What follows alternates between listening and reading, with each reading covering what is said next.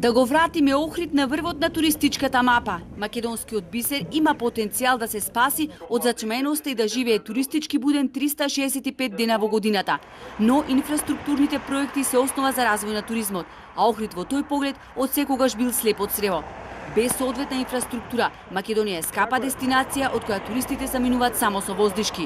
До убавините на Охрид и богатото културно наследство на древниот град се стигнува тешко. Инфраструктурно сме одсечени од главниот град, се уште не сме поврзани со автопатско решение. Единствена, можност е доаѓање на туристите преку аеродромот Свети Апостол Павле.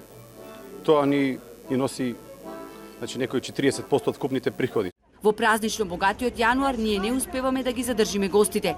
Лошата патна инфраструктура ги тера странците да одат во околните земји членки на Европската унија, Бугарија и Грција.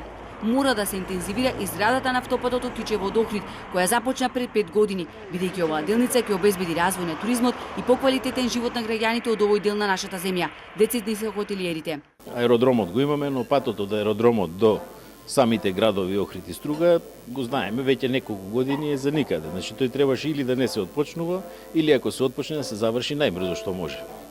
Уште еден апел е да искористиме, да барем тој потек од аеродромот до Охрид и Струга и до сите хотели, што побрзо да се заврши. Охрид како град има потреба квалитетно да ја зголеми понудата и во зима. Оти туризмот не се случува случајно. Категорични се хотелиерите. Сите оние силни манифестации кои се случуваат во лето да се распределат во овој период од годината. Градот и државата да осмислат добра промоција која не се прави во 5 минути до 12. Така се носат гости кои на ривиерата ќе престојуваат и во зима, велат туристичките работници кои предлагаат изграда на спа центри во градот. Тие се залагаат и за поголемо економско искористување на националниот парк Галичица. Планината изобилува и со голем број културно-историски знаменитости за кои малку ми наслушнале.